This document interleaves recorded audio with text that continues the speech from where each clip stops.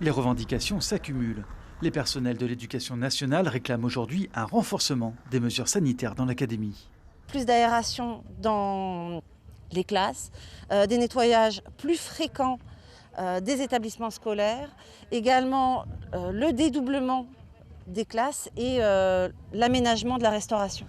Les infirmiers et conseillers de santé de l'éducation redoutent pour leur part une décentralisation de leurs services. Dans l'immédiat, leur quotidien est accaparé par la lutte contre l'épidémie. Pendant que nous faisons le contact tracing, bien évidemment nos missions qui seront essentielles auprès des élèves qui sont l'accueil, l'écoute, l'accompagnement.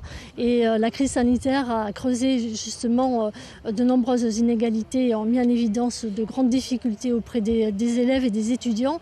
Et nous ne sommes pas assez nombreuses pour pouvoir faire toutes ces tâches qui nous sont déjà assignées.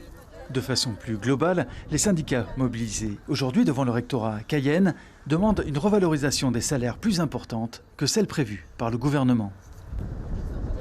69% des personnels n'auront pas cette valorisation, notamment tous les personnels les plus précaires comme les AESH qui s'occupent des élèves à besoins particuliers.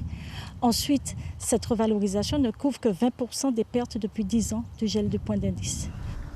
Le nombre de postes à créer en Guyane est aussi porté sur la table des négociations.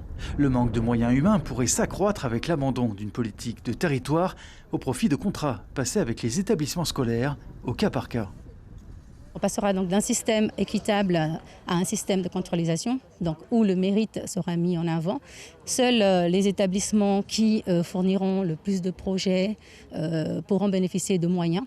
Et les collègues qui, eux, fourniront des projets innovants pourront avoir des primes. Les représentants syndicaux ont été reçus cet après-midi par le recteur.